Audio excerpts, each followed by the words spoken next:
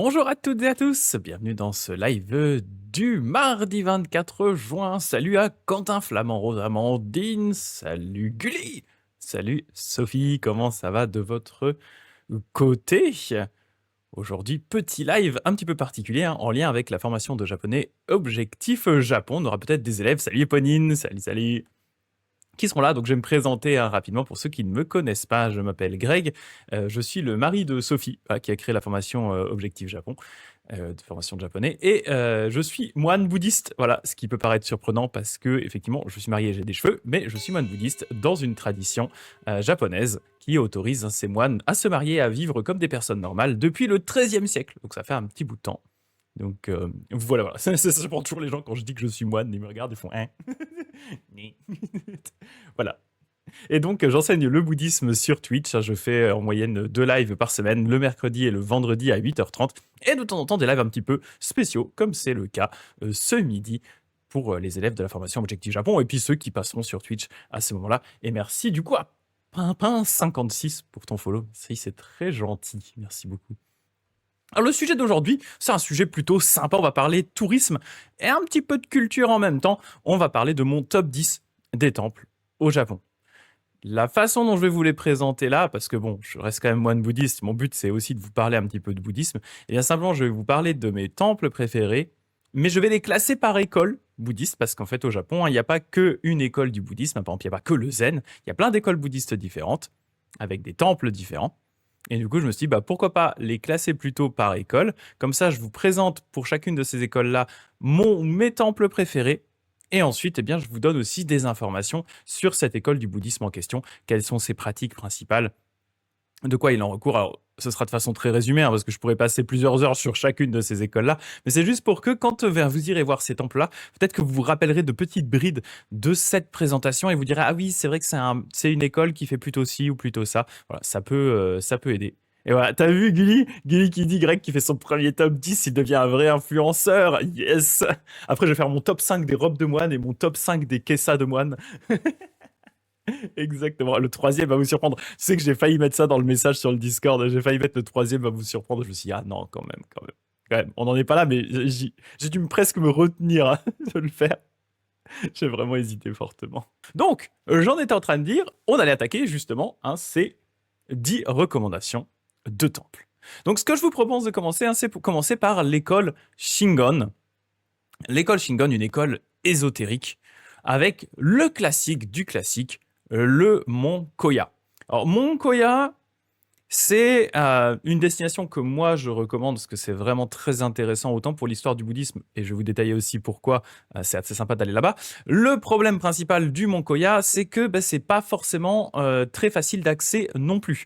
Le mont Koya, si vous regardez, on a Osaka qui est là, on a Nara qui est là, on a Kyoto qui est par là-haut, et Nara qui est ici, enfin Nara qui est là, pardon. Vous voyez, le mont Koya est assez excentré. Donc, il faut vraiment faire le trajet spécifiquement pour y aller. Il faut parfois prendre un funiculaire et tout. Moi, quand j'y étais allé en voiture parce qu'on avait décidé de faire un tour dans toute cette partie-là. Et donc, on avait loué une voiture en même temps, ce qui était plus facile d'accès. Mais voilà, c'est un peu le problème du Mont Koya, c'est qu'il faut vraiment prendre du temps pour y aller. Mais ça vaut quand même vraiment le coup. Pourquoi est-ce que ça vaut tant le coup que ça? Eh bien, il y a de magnifiques temples au Mont Koya. C'est vraiment, comme je disais, le cœur du bouddhisme ésotérique. Attendez 2 secondes.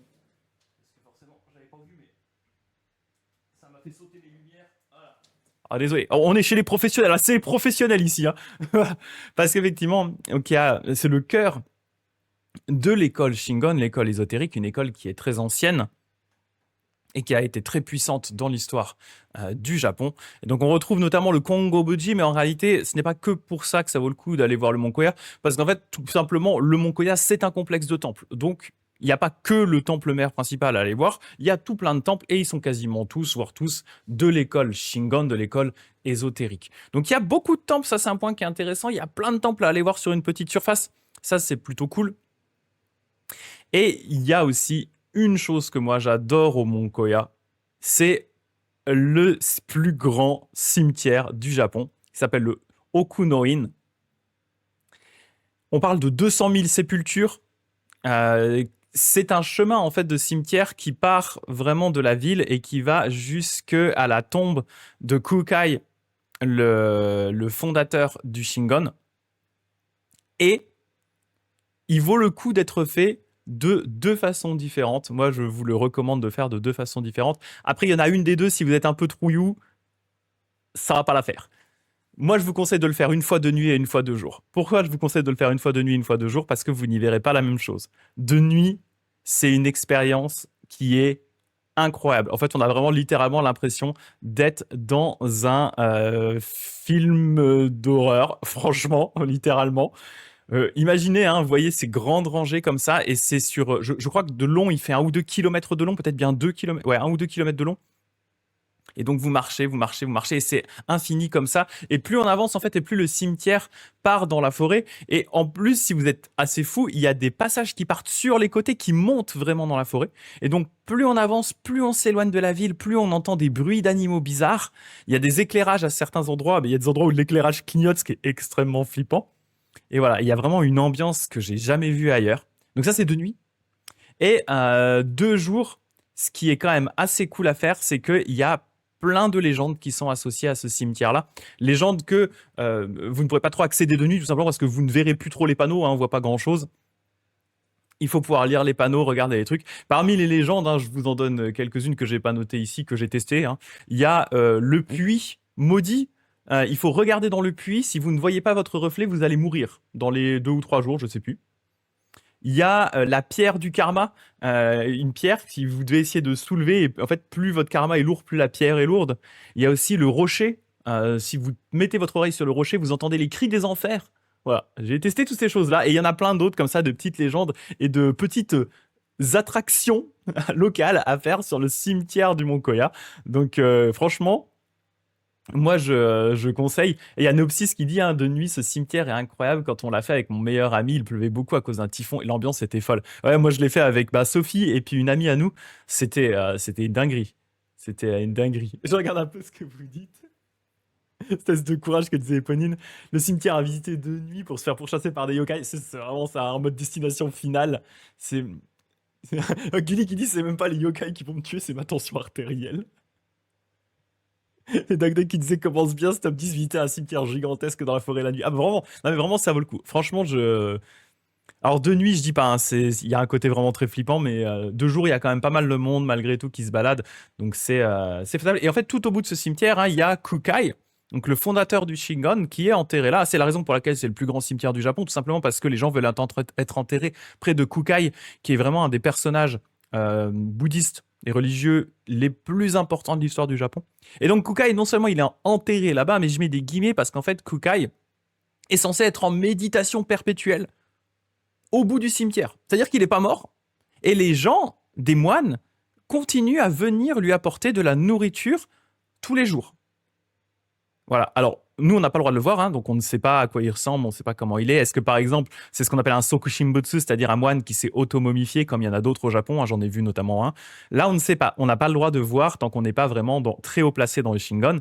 Mais voilà, la légende raconte qu'il est en méditation perpétuelle, et donc les gens veulent être proches de lui quand eh bien, il sortira de sa méditation. Voilà. Donc, le cimetière du Mont Koya, c'est de la balle. Et le deuxième chose que je vous conseille également, c'est, et ça va avec un peu, hein, c'est de dormir dans un temple. Au Mont Koya, il y a plein de temples qui proposent des hébergements.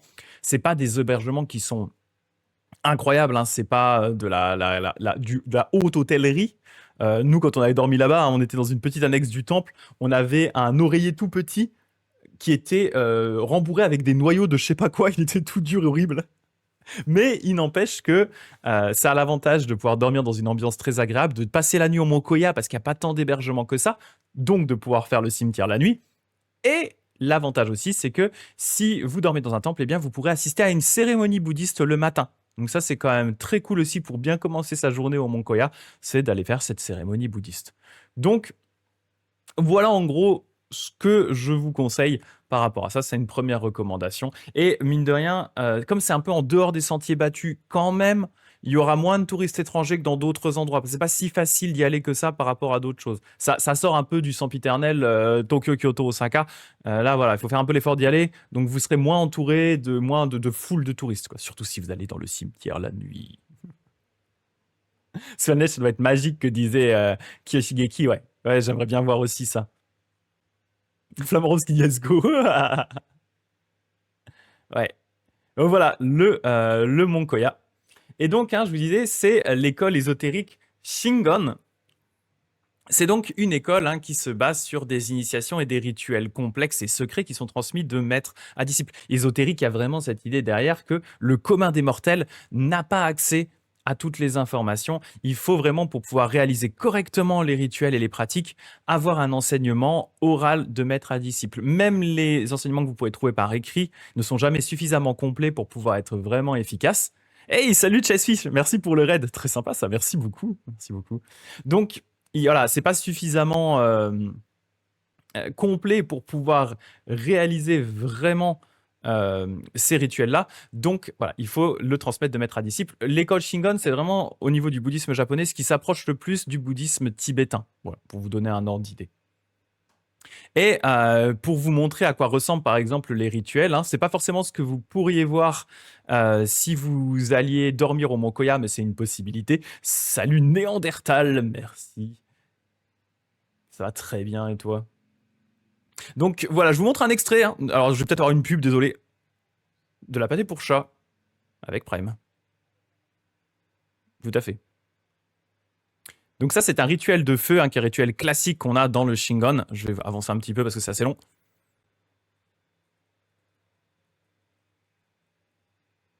Ah, on reprend une pub. J'avais un adblock, mais pour une raison obscure, YouTube a gagné sur adblock apparemment.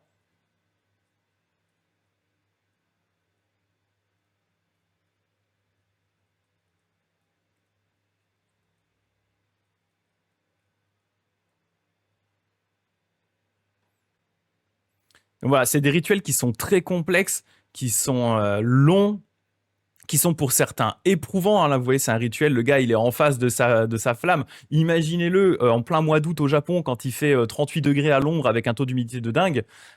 Imaginez voilà, ce qu'on se prend comme chaleur sur le visage, en plus de la chaleur ambiante. Voilà, c'est des rituels qui sont des rituels difficiles, des rituels assez ascétiques.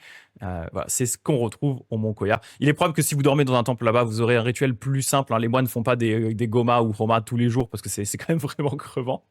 Donc, ouais, c'est possible que ce soit des choses simplifiées, mais une des caractéristiques du Shingon, et ça peut être agréable justement le matin quand vous allez assister au rituel, c'est la partie chantée. En général, les chants Shingon sont complexes et sont jolis. Donc voilà, il y a souvent un aspect très esthétique dans leur façon de chanter. Donc vous pourrez assister à ça, ça vaudra bien le coup. Et du coup, un petit bonjour à tous ceux qui viennent d'arriver de Chessfish. Ah non, j'ai pas pris YouTube Premium, ça me saoule, ça a toujours été gratuit. Mais mon adblock d'habitude il marche, mais je sais pas. C'est parce que peut-être parce que je l'ai intégré sur un PowerPoint. Je sais pas du tout quoi.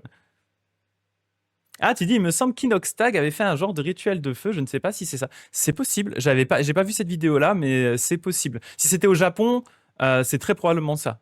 Il y a pas, enfin, c'est vraiment un rituel classique des écoles ésotériques, un rituel de feu. Puis c'est vrai que ça a ce côté assez impressionnant à voir quoi. Donc ça, c'était pour le Shingon. Et je vous montre encore deux, trois petits éléments. Attendez. Ah, arrêtez les pubs. Attendez 2 secondes. Entre la coupure du courant et les pubs qui se lancent toutes seules, ce live va être particulier. Shingon, je vous donne juste quand même quelques petits éléments au niveau des pratiques parce que c'est des choses dont vous pouvez entendre parler. On parle souvent dans le Shingon de mantra, de mudra et de mandala et de visualisation. Donc les mantras, ce sont des récitations, une sorte de récitation magique. Ce sont des paroles qui sont censées influencer la réalité. Les mudras, ce sont ces positions de main qu'on voit des fois, notamment dans Naruto par exemple, ou dans certains mangas ou animés. Et enfin, on a la pensée, on va visualiser des choses, on va souvent s'aider de mandalas, donc des dessins complexes qui représentent des formes de la réalité. Et l'idée du Shingon, c'est de dire que... Ah, il n'y avait pas le son sur les vidéos? Bon, bah c'est pas plus mal alors, parce qu'avec le bruit des pubs, on a...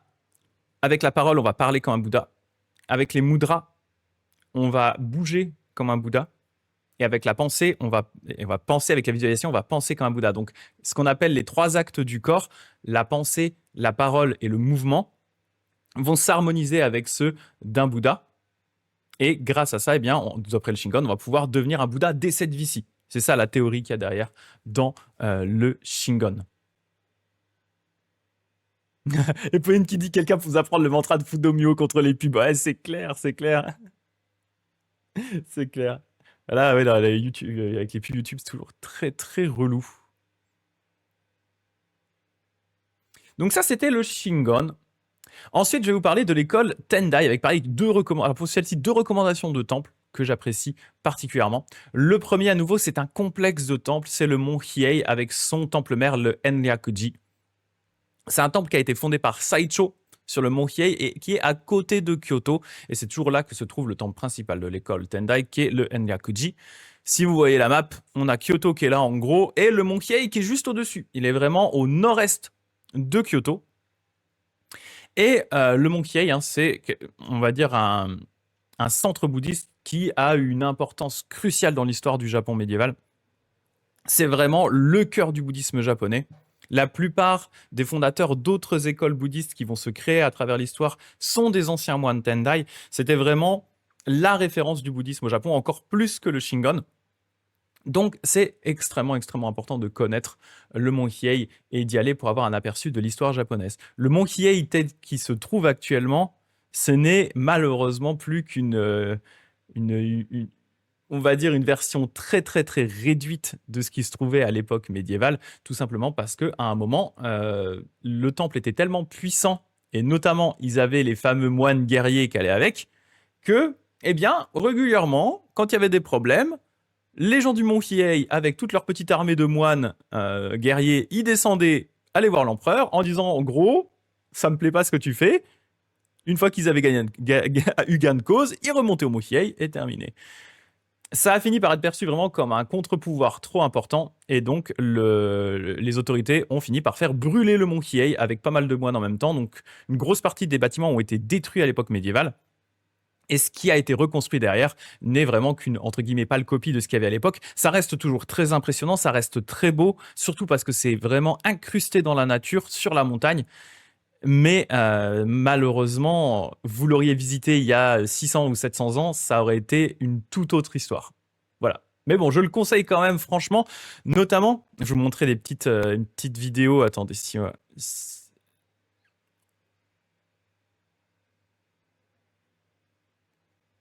j'avais mis un extrait, hein. Voilà le mont. Voilà des extraits, hein, du mont Hiei. Vous voyez, c'est vraiment pris dans la nature. C'est très joli.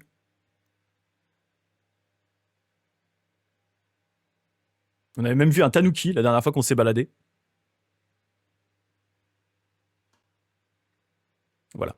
Donc, ce qui est très sympa avec le mont Hiei, c'est que c'est l'occasion de faire une randonnée qui sort du cadre de Kyoto tout en étant faisable à la journée. Ça, c'est le truc qui est très très cool avec le mont Hiei, c'est que vous pouvez partir de Kyoto le matin et rentrer à Kyoto le soir. C'est tout à fait faisable.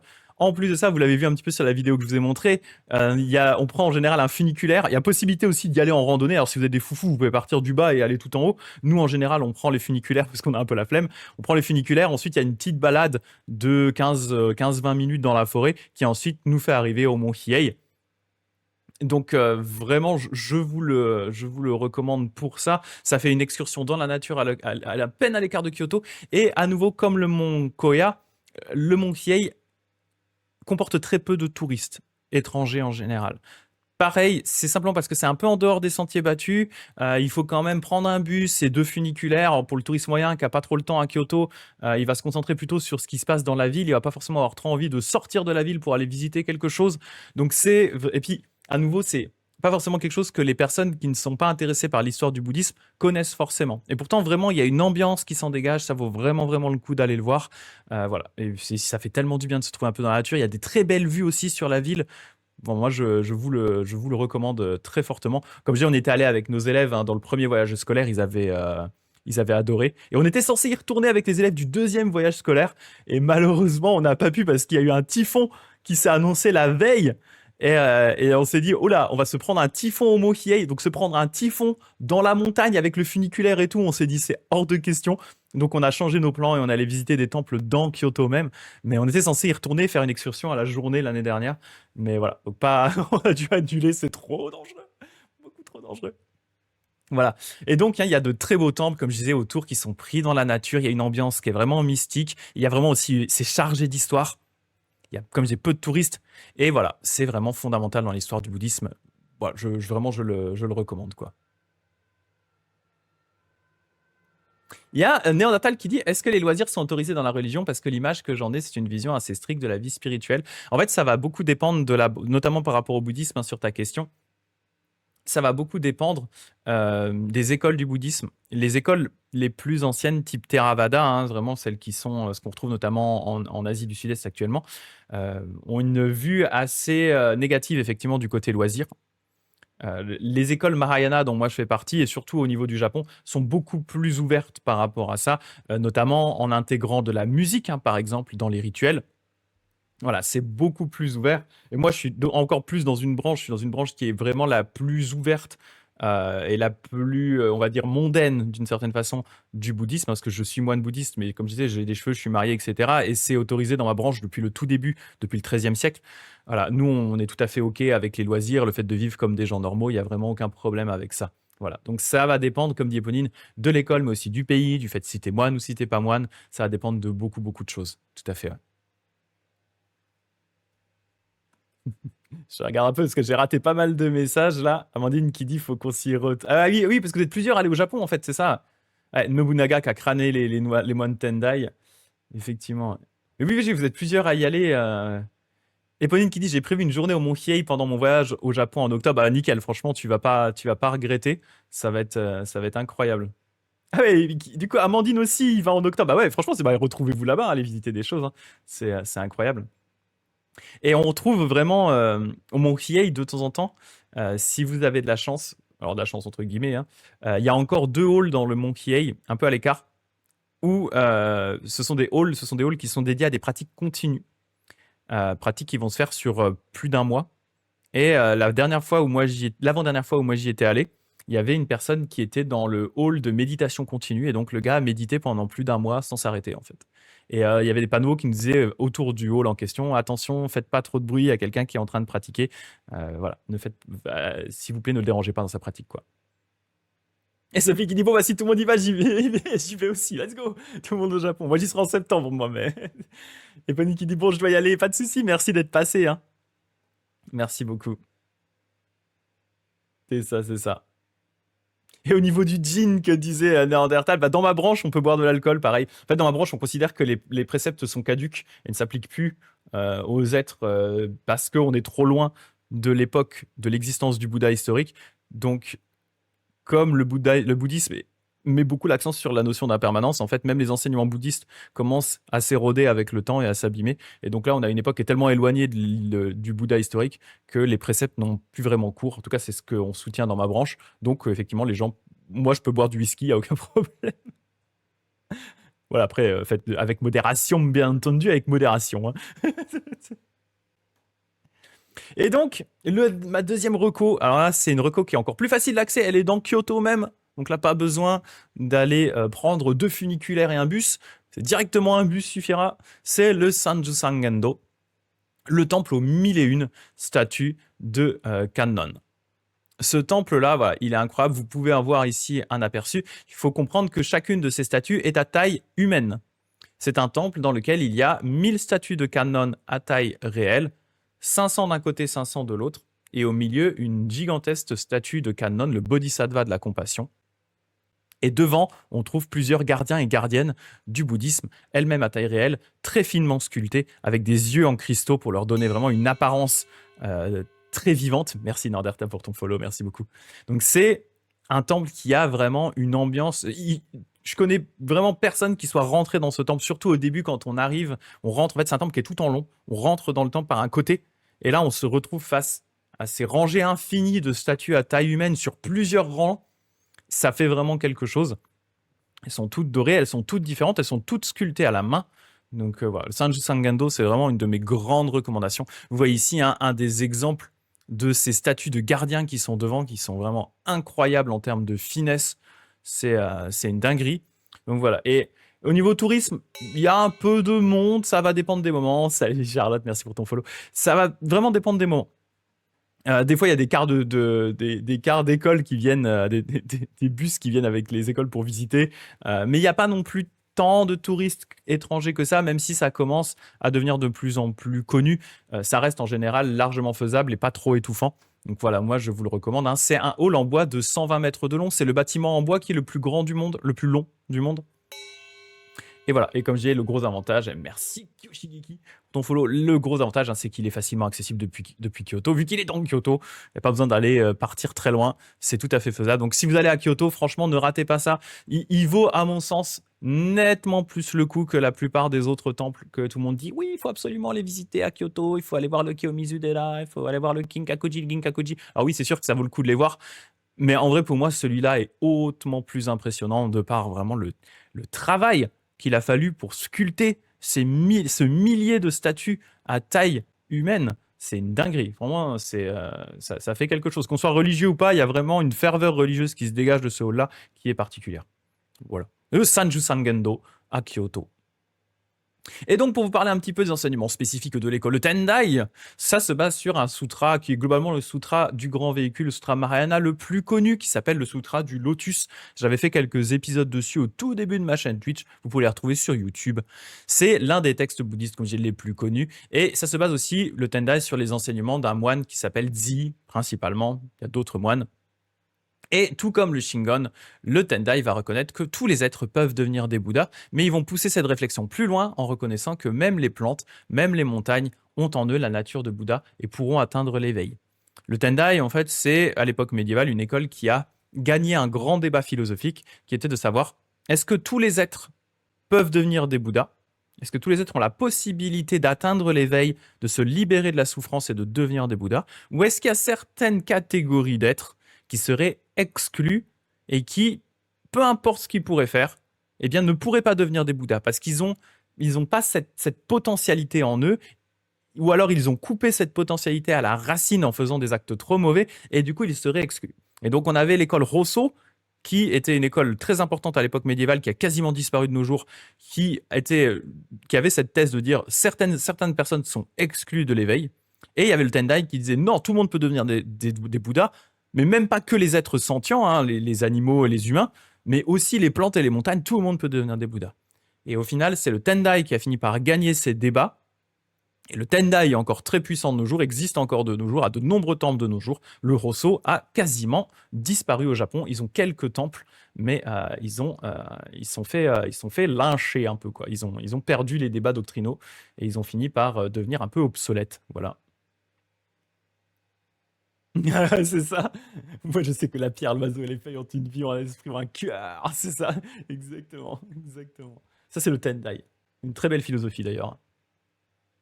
Et une des particularités de l'école bouddhiste Tendai, c'est qu'elle intègre les 4 grandes pratiques qui vont, à terme, en fait, devenir chacune la spécificité d'une école séparée. Il y a la méditation, les pratiques ésotériques qu'on a vues avec le Shingon, les pratiques de la terre pure qu'on reverra juste après avec le bouddhisme de la terre pure et le maintien des préceptes des bodhisattvas. Et à l'origine, les moines allaient choisir un cursus, c'était soit exotérique, c'est-à-dire centré sur de la méditation pure, soit ésotérique, donc sur les rituels complexes et un peu magiques qu'on a vu avec le Shingon.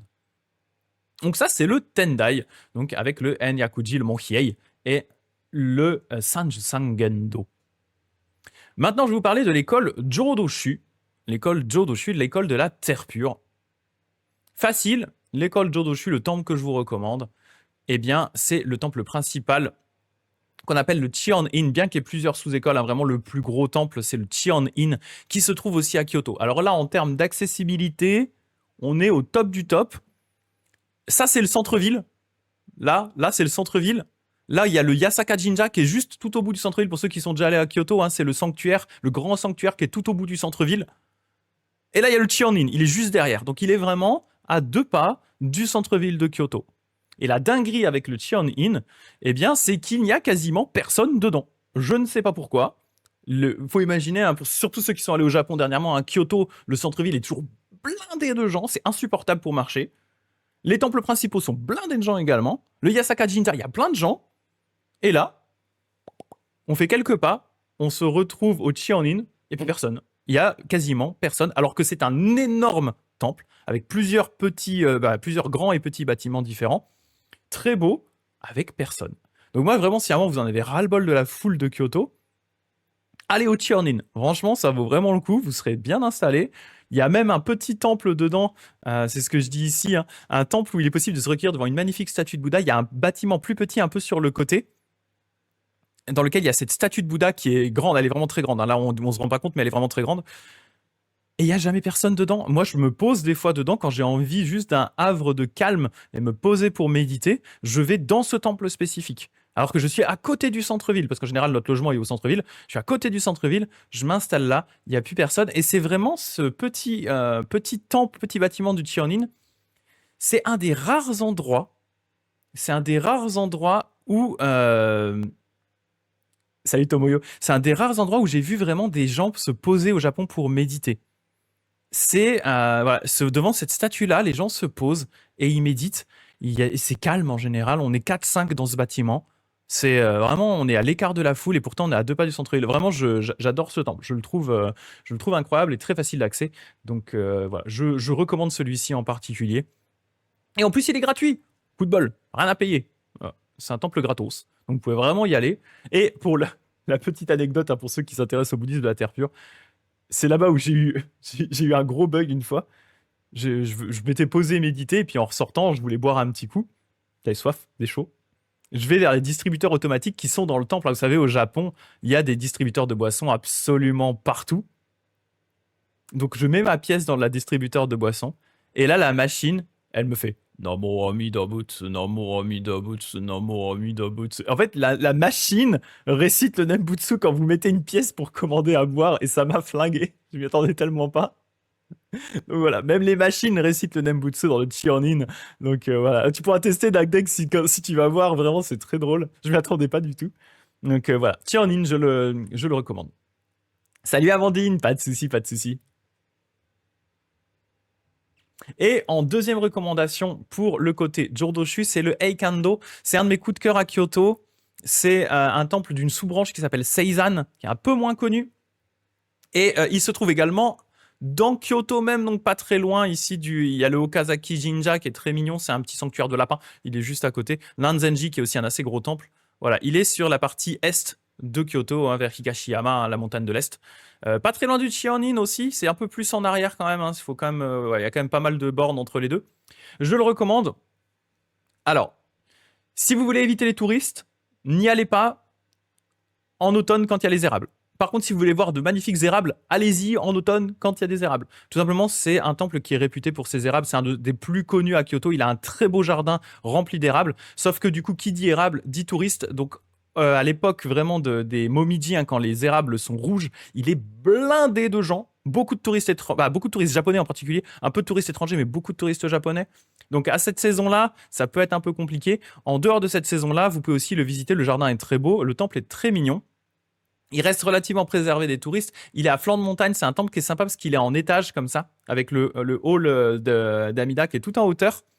Donc, comme je disais, un spot à Momiji, faites attention. Et on y trouve ma statue préférée du Japon, qui est le Mikaeri Amida, qui est cette statue qui a une pose très particulière. C'est un Bouddha Amida, le Bouddha de la lumière infinie et de la vie infinie, qui regarde derrière lui, le Bouddha de la compassion absolue. Et en fait, il regarde derrière lui pour attendre les gens qui sont en retard sur le chemin vers l'éveil. Donc plutôt que d'être focus sur les gens qui avancent sur le chemin, il regarde derrière en disant « Allez les gars, allez, venez donc !»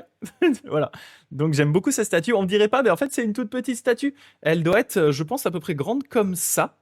Et elle a cette caractéristique marrante de fait qu'il est possible de la prier de deux côtés différents. Elle est installée avec son corps dirigé vers les gens, vers l'entrée du temple, comme c'est normalement le cas des statues bouddhistes qui regardent en face d'elle. Donc on peut la prier comme ça, mais du coup, si on prie comme ça, elle est tournée comme ça. Et il y a un petit endroit sur le côté où on peut aller prier la statue en face de son regard, voilà, en face de son visage. Donc c'est vraiment une magnifique statue. Et merci Andrea Chan, merci pour ton follow, merci beaucoup. Et bienvenue à toi. Et ouais, c'est vraiment une de mes statues préférées parce qu'elle a vraiment une attitude qui pour moi montre vraiment la compassion du Bouddha. C'est vraiment la douceur et la compassion du Bouddha qui attend les êtres qui sont en retard sur le chemin de l'éveil plutôt que de les abandonner. Donc voilà, c'est une statue et une pose que j'aime tellement que c'est le premier tatouage traditionnel que j'ai fait au Japon. En plus, je l'ai fait sur les côtes comme un gros taré. Et voilà, et c'est le tout premier que j'ai fait en tebori, donc sans machine. Ça a été le premier d'une longue série qui n'est toujours pas terminée. Mais voilà. Et vraiment, c'était celui-là que je voulais faire en premier. C'est une image que je trouve très importante. Voilà. Et je regarde un petit peu Gulli qui disait: moi, une touriste, quand je vois d'autres touristes dans des lieux touristiques, mais comment ces gueux osent-ils m'imposer leur odieuse et vulgaire présence en ces lieux? Mais c'est ça, tu sais, on est tous le touriste qui a envie qu'il n'y ait pas d'autres touristes. C'est ça, c'est vraiment le syndrome du joueur versus les PNJ, quoi. On a l'impression que tous les autres touristes, c'est des touristes PNJ qui devraient pas être là, alors que toi, t'es le joueur principal, tu vois, t'es le perso principal du jeu, donc normalement, toi, t'as le droit d'être là. Mais les PNJ, ils devraient pas être là. C'est le syndrome du perso principal. Tellement en plus. Donc voilà. Et c'est vrai que pour la petite anecdote, pour terminer sur le Aikando, l'année dernière, au voyage scolaire, on l'a fait visiter 2 fois. Notamment, la deuxième fois, c'était pas prévu, c'est parce qu'on avait eu ce fameux typhon qui nous a empêché d'aller au Mont Kiei. Donc à la place, on s'est rabattu entre autres sur le Aikando et un autre temple. Et en fait, eh bien, la deuxième fois, il était blindé de gens parce que il y avait une exposition spécifique et il commençait doucement à y avoir les érables. Et donc, ça peut aussi être malheureusement ce genre de cas, hein. C'est si vous tombez un jour où il y a une exposition des trésors du temple, bah oui, attendez-vous à ce que ce jour-là, il y a énormément de touristes japonais qui viendront le visiter. Donc, ça peut aussi tout simplement varier d'une semaine à l'autre en fonction des événements, quoi. Voilà. Symptôme level 1 versus level 60. C'est ça. C'est encore pire quand les touristes sont français, dit Gulli, ouais, c'est clair. Donc voilà le Aikando. Donc pour vous parler un petit peu des enseignements spécifiques de l'école Jodo, c'est une école qui se base sur 3 sutras qu'on appelle la trilogie de la terre pure, qui vont nous raconter l'histoire de ce fameux Bouddha Amida, le Bouddha de la compassion et de la sagesse infinie, le Bouddha de la vie infinie et de la lumière infinie. Ce Bouddha-là, hein, donc le Bouddha qu'on voyait ici. Et la caractéristique de cette école, eh bien, c'est qu'elle met en avant une pratique unique qui s'appelle le Nembutsu, Namo Amida Butsu, la récitation du nom du Bouddha Amida, et une dévotion exclusive à ce Bouddha-là. C'est pour ça que du coup, quand je vous disais au Chiron-in, hein, quand on met une pièce, hop, la machine récite Namo Amida Butsu pour encourager le pratiquant qui prend une boisson à penser au Bouddha. Amida, c'est un Bouddha cosmique qui a fait le vœu d'accueillir dans sa terre pure, donc un environnement qu'il a purifié, tous les êtres qui prononceraient son nom. Et traditionnellement, dans cette terre pure, eh bien, les êtres progressent rapidement vers l'éveil. C'est vraiment considéré comme une espèce de super centre d'entraînement pour bouddhistes. Voilà, on renaît dans ce super centre d'entraînement et rapidement, on peut devenir un Bouddha.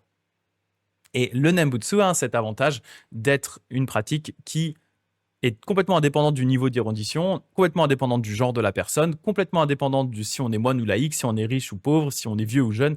En fait, c'est une pratique que tout le monde peut faire. Il n'y a pas besoin de rituels complexes comme dans le Shingon avec le rituel de feu que je vous avais montré. Il n'y a pas besoin de méditation compliquée, de visualisation complexe. Il n'y a pas besoin d'enseignement secret. Il suffit simplement de s'en remettre au Bouddha et de réciter son nom. Et du coup, même les préceptes bouddhistes ne sont plus une obligation, même si certains moines font le choix de continuer à les suivre. Donc ça, c'est l'école Jodo. Et suite à l'école Jodo, on va retrouver l'école Jodo Shinshu, qui est celle dans laquelle moi j'ai été ordonné, qui est une école qui dérive de l'école Jodo. On va avoir pas mal de similitudes. Et là, les temples que je vous recommande, eh bien, ce sont tout simplement les temples Nishi et Higashi Honganji. Donc Higashi Honganji, c'est celui-là. Nishi Honganji, c'est celui-là. Ce sont les 2 temples principaux des sous-écoles du Jodo Shinshu. Ce sont 2 énormes temples qui sont vraiment à côté de la gare de Kyoto. Très facile d'accès. Vraiment, vous avez la gare de Kyoto qui est là. Ici, vous avez le Higashi Honganji. Ici, vous avez le Nishi Honganji. Ce sont donc 2 temples gigantesques. Vous voyez d'ailleurs l'intérieur du temple hein, par rapport à une personne. Ici, on a la statue. Vous voyez bien la taille de la personne. Et la taille sur la map hein, par rapport à la gare de Kyoto. Hein, c'est aussi grand que la gare de Kyoto. Chacun. Donc 2 temples gigantesques de la même école qui sont l'un en face de l'autre à quelques rues d'intervalle avec quelques petites différences.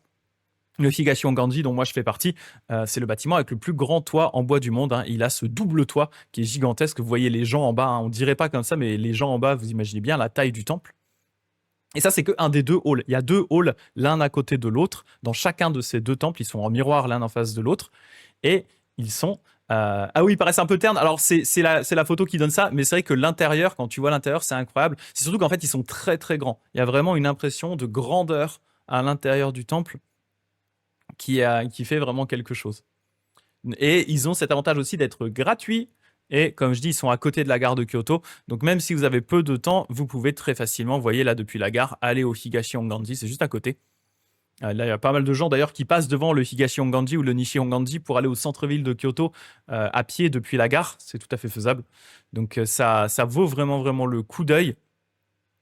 Et, euh, et Dagdeg qui dit, ah, moi je vais dormir 3 nuits vraiment en face du Higashi Honganji. Ah, ça, tu vas pouvoir en profiter. Ça va être incroyable, quoi. Et moi, justement, ce que je disais, hein, dans le cadre de ma formation de moine, je vais faire une retraite d'une semaine pour monter de niveau de moine et gagner des specs de moine, gagner des points de compétences de moine. Je vais dormir du coup dans ce complexe de temple. À côté, il y a un bâtiment. Il y a ce bâtiment-là, il y en a un autre à gauche, et encore derrière, il y a un bâtiment un peu plus moderne qui a un centre de pratique et donc un centre de retraite. Et donc moi, je vais être là-bas pendant une semaine en septembre, début septembre. Ça va être incroyable. Mais vraiment, ouais, je vous les conseille parce que ils sont gratuits et ils sont vraiment impressionnants, vraiment vraiment impressionnants de l'intérieur comme de l'extérieur. Tous ceux avec qui on l'a fait visiter ont beaucoup aimé, quoi.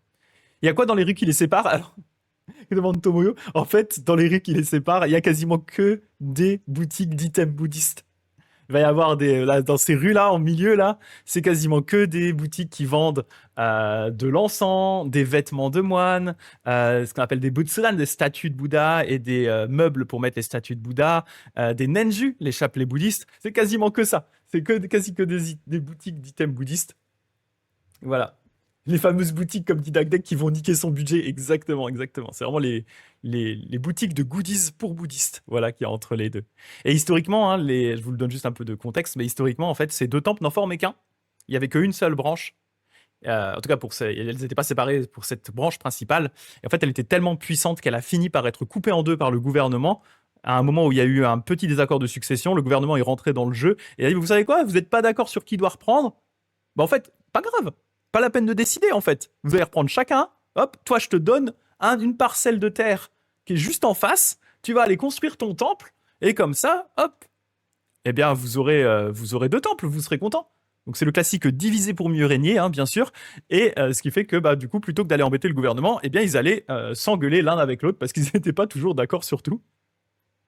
Et c'est comme ça qu'on se retrouve avec deux temples de la même école du bouddhisme, de deux branches différentes, de la même taille, quasiment la même structure, le même contenu très proche en tout cas, à 1, 2, 3, 4, 5, littéralement 5 rues d'écart. Voilà, c'est assez incroyable. C'est les aléas de l'histoire, quoi. C'est ça. Flamarowski, tu vas pouvoir ramener une grande statue là-bas, carrément. La fameuse de Dagdeg.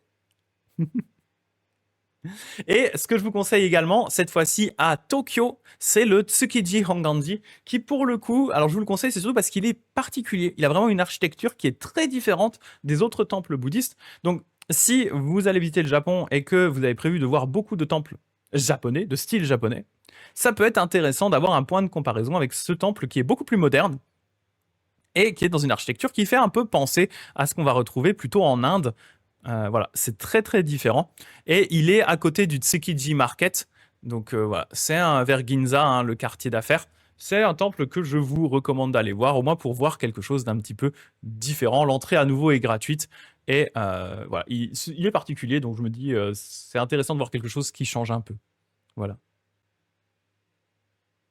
Tomeo qui dit, je sais pas si la strat du gouvernement c'était d'éteindre le Jodo Shinshu en les faisant s'affronter, mais si c'est ça, c'est raté. Ah ouais, ils ont échoué complet, complet. Alors je pense pas qu'ils avaient la strat à ce point-là, mais au moins diviser leur puissance en fait, parce que vraiment, ils devenaient beaucoup trop puissants au point où ils se fritaient avec le gouvernement. Ils avaient leur propre, à la base, hein, le château d'Osaka. À la base, le château d'Osaka, c'est un temple Jodo Shinshu. C'est le temple, bah, c'était le temple qui était là. C'était un temple fortifié. Ils s'étaient enfermés là-dedans et ils s'étaient créé vraiment un peu leur mini-gouvernement à eux, leur mini-centre de gestion, enfin, et ils voulaient plus répondre au gouvernement, quoi. Et donc ouais, c'est très très très particulier l'histoire du Jodo Shinshu. Il y a beaucoup de il y a pas mal de rébellions dans le Jodo Shinshu, notamment vis-à-vis du gouvernement, parce que dans le Jodo Shinshu, il y a malgré tout un sous-texte assez puissamment anarchique et égalitaire qui est là et qui, à force, a fini par rentrer dans la tête de ses pratiquants. Le fait que ben, dans le Jodo Shinshu, il n'y a pas de réelle différence entre les moines et les laïcs, qu'on est tous au même niveau, que tous les êtres peuvent devenir des Bouddhas, que peu importe son niveau d'érudition, ce qu'on a pu faire, etc., tout le monde est égal devant le Bouddha Amida. En fait, tout ce concept d'égalité très radical a fini par rentrer vraiment dans les valeurs du peuple japonais dans certaines régions qui étaient très dévotes. Et quand derrière, il y a le gouvernement qui était là, oui, alors les taxes, oui, et du coup, vous devez obéissance au lord. Et les gens, ils étaient, comment ça, le lord? Tu dis quoi là, gros? Donc ouais, il y a eu vraiment des soulèvements populaires sur la base effectivement de ces notions d'égalité, ces notions de communauté. Voilà. Donc le gouvernement, au bout d'un moment, on a eu un petit peu marre de ces rébellions. Et le dernier que je vous recommande dans le cadre du Jodo Shinshu, c'est alors un temple avec des grandes guillemets. C'est une statue géante slash temple. C'est le Ushiku Daibutsu. Alors pour le coup, celui-là, il est un peu plus chiant à y aller. Il est à l'écart de Tokyo. Il faut prendre un train spécial pour y aller, ensuite un petit bus, etc. Mais c'est tout simplement une statue géante du Bouddha Amida. Vous voyez les gens en bas. Et là, en plus, ils sont pas à côté, hein, mais les gens qui sont en bas, voilà, ils sont à peu près à cette hauteur-là. Hein. Ils sont ridiculement petits par rapport à la taille du Bouddha Amida. Et en fait, donc, la statue en elle-même est un temple. Donc voilà, vous pouvez rentrer dans la statue. Il y a une très belle vue d'ailleurs là au niveau où il y a les petits traits là au niveau du torse du Bouddha. Il y a une vue sur la nature environnante. Il y a un très beau parc autour. Donc, franchement, ça vaut le coup. C'est une des plus grandes statues du Japon, voire peut-être la plus grande. Elle est littéralement incroyable. C'est juste qu'elle est pas mal excentrée, donc c'est un peu chiant pour y aller. Voilà. Et là, vous voyez à l'intérieur, hein, ça ressemble à ça avec plein de statues de Bouddha. Un temple à l'intérieur d'une statue qui fait donc la statue fait 120 mètres de haut. Très très peu de touristes étrangers parce que franchement les gens pensent pas y aller, ils n'ont pas le temps quand ils font le classique Tokyo, Kyoto, Osaka. Et c'est quand même possible de faire l'aller-retour en une journée depuis Tokyo. Voilà, là, pour le coup, il n'y aura pas de touristes. Hein. Si vous y allez, si vous voyez déjà un touriste étranger, vous aurez déjà du bol. Hein, parce que vraiment, il n'y a personne qui y va à part les Japonais. Ouais. Il me faudra un mois et demi pour tout voir. Mais tu sais que moi, je ne l'ai vu, ce Shiku Daibutsu. Je sais plus si c'était mon dernier voyage. Oui, c'était mon dernier voyage que je l'ai vu. Je sais plus si c'est l'année dernière ou l'année d'avant, je suis perdu. Non, c'était l'année dernière, je crois. Euh, mais tu dis, je suis allé plein de fois au Japon et je n'y étais jamais allé, tout simplement parce que oui, j'avais pas pris le temps d'aller jusque là-bas. Mais là, je me suis dit, c'est en 2024, c'est ça, c'est l'année dernière. Hein. Et vraiment, Sophie qui m'a dit, vas-y, on va aller le voir et tout, on prend la journée. Vraiment, ouais, c'était quand même quelque chose. Vraiment, ça vaut le coup. Dag qui dit, je suis encore jamais allé au Japon, mais il faut déjà que j'y retourne. Ouais, c'est une dinguerie. Et encore, moi, je te dis, la quantité incroyable de trucs que j'ai jamais fait, où bah, nous, forcément, on est pas mal en contact avec des influenceurs, influenceuses Japon.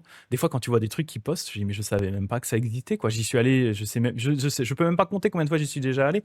Après, voilà, c'était aussi pas mal pour le travail, pour différents trucs, mais il y a tellement de belles choses partout que le Japon, c'est incroyable pour ça, quoi. Donc là, moi, ce que je vous donne là, c'est un top 10 sur la base de ce que moi j'ai déjà vu, et puis sur ce qui m'a un peu marqué, et puis parce qu'il y a aussi le côté historique qui rentre en ligne de compte, ou alors le côté impressionnant. Je mélange un peu les deux, mais il y a des dingueries partout. Hein. Ce pays est une to-do list infinie, comme dit Sophie, c'est ça, hein, exactement. Voilà le Ushiku Daibutsu. Et pour terminer sur les enseignements spécifiques de l'école Jodo Shinshu, après j'aurai encore une petite reco de temple. Les enseignements et la pratique sont très très proches de l'école Jodoshu, mais avec quelques spécificités. Dans l'école Jodoshu, ce qui va être important, c'est le nombre de récitations du Nembutsu. D'où les fameuses machines hein, qui récitent le Nembutsu pour que vous pensiez à le réciter elles-mêmes. Hein. Même les Jido Hanbaki, là, les Jido Hanbaki, pardon, même les distributeurs automatiques, ils vous récitent le Nembutsu pour que vous pensiez à le réciter.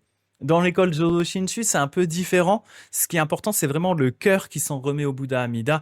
Le Nembutsu, ça n'apporte pas de mérite, c'est pas une formule magique, elle ne sert pas à gagner des mérites, elle sert juste à remercier le Bouddha. Et ce qui est important, c'est d'avoir le cœur qui est tourné vers le Bouddha, le cœur qui est tourné vers la compassion et la sagesse absolue. Et à ce moment-là, quand on récite le Nembutsu, c'est juste pour remercier le Bouddha. Et la terre pure, elle n'est pas vue comme une destination de pratique. Hein, je vous avais dit dans le Jodoshu, c'est un peu comme un super centre de pratique pour les bouddhistes, dans lequel eh bien, vous allez renaître, vous serez entouré de super sensei de hyper haut niveau. Vous allez arriver level 2, vous aurez des levels 50 autour de vous qui seront là pour vous entraîner. Ça, c'est dans l'école Jodoshu.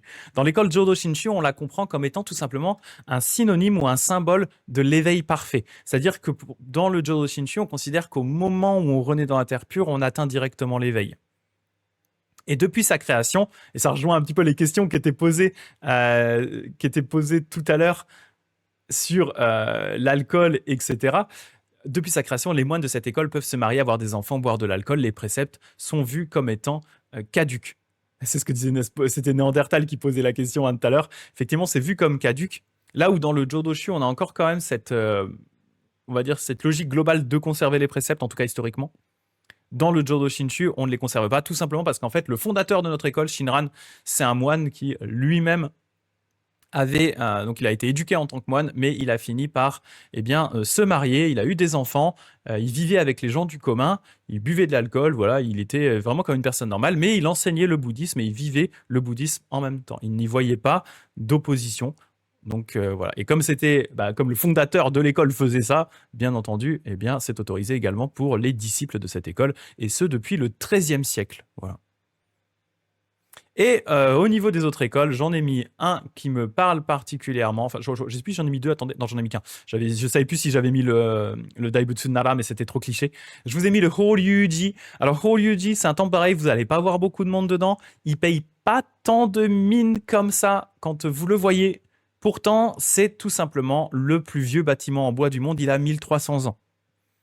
Il est accessible depuis Kyoto lors d'un voyage à Nara. En fait, il est globalement sur la ligne qui va de Kyoto à Nara en train. Donc, vous pouvez vous arrêter lors d'un voyage à Nara et simplement aller visiter le Horyuji. Ça va pas prendre 10 plombes. Il n'est pas très grand, mais l'intérieur est magnifique. En fait, tout à l'intérieur là de ce bâtiment, on ne le voit pas, mais il y a en fait une immense scène sculptée qui fait tout le... Et en fait, on peut en faire tout le tour. Voilà. Et c'est tout simplement le plus vieux bâtiment en bois du monde, donc je le recommande. Et pareil, à nouveau, temple très peu connu avec très peu de gens. Donc voilà, je conseille d'aller le voir, le Horyuji. Je l'ai vu qu'une fois, mais j'aimerais bien le revoir à l'occasion. Les daims qui font barrage, qui disent Kyoshigeki. Ah, c'est clair. Les daims Nara. Donc voilà, est-ce que vous aviez là-dessus des questions? Moi, j'en ai fini pour ma petite présentation. Comme je dis, c'est très, très subjectif tout ça, mais c'était aussi l'occasion de parler un petit peu des enseignements des différentes écoles pour que vous puissiez voir qu'il il y a pas mal de choses différentes dans le bouddhisme. Voilà. Je suis content de ne pas avoir eu une deuxième coupure de courant. Je ne sais vraiment pas ce qui s'est passé. Je vais renvoyer un message à mon électricien pour lui dire je comprends pas. Voilà. Et Gilly qui dit est-ce que c'est une bonne situation moine bon, si tu veux dire au Japon ou ici?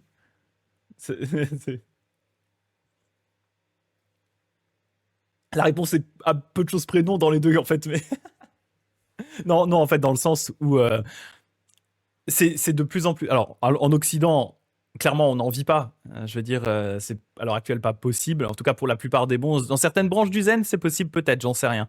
Mais nous clairement on n'en vit pas. Tous les bons que je connais, que ce soit dans le Tendai ou dans le Jodo Shinshu, on a tous une autre source de revenus à côté.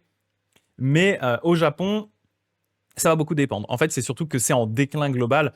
Il y a certains endroits où, encore, les moines arrivent à vivre très bien de leurs activités de moines. Il y a d'autres endroits, avec notamment le vieillissement de la population et l'exode vers les villes, les petits temples de campagne ont de plus en plus de mal à subvenir à leurs besoins, notamment parce qu'un temple, il faut l'entretenir, ça coûte cher, c'est des vieux bâtiments. Donc voilà. C'est toujours un petit peu complexe. C'est de moins en moins facile. Et il y a de plus en plus de moines, même au Japon, qui sont obligés d'avoir un boulot à côté pour pouvoir tout simplement subvenir à leurs besoins, entretenir le temple, quoi. C'est ça. Il y a des sites vraiment super que des tag et magnifiques que des chartes. Merci à vous deux. Après, je demande ça, mais je dirais pas qu'il n'y a pas de bonne ou de mauvaise situation. Et Andrea qui dit que signifie bonze. En fait, souvent quand je parle de moines japonais, je vais parler de bonze. Tout simplement parce que c'est le terme français qui est le plus proche de obo-san ou boze. Boze qui est le terme un peu plus vulgaire, péjoratif, mais obo-san, boze, qui connote le fait que on ne vit pas forcément dans des monastères. Parce que quand on dit moine, on a l'impression qu'on vit dans un monastère. Si je dis prêtre, on va penser que je suis chrétien. Du coup, les deux termes ne vont pas très très bien. Donc, j'ai tendance à utiliser le mot bonze qui correspond plus à cette situation un petit peu hybride d'enseignants et de religieux, mais qui n'est ni moine dans le sens où on ne vit pas dans un monastère, en plus on ne suit pas les préceptes, ni vraiment prêtre, parce que prêtre est trop connoté chrétien. Voilà. C'est ça. Ah, le Hasedera, ouais, il est très très beau, effectivement. Et Quentin qui dit merci pour la présentation, je prends des notes pour un éventuel voyage, un jour peut-être. Très bien, très bien. Et Shigeki qui doit partir, pas de souci. De toute façon, voilà, si vous n'avez pas d'autres questions, moi j'en ai fini pour cette petite présentation.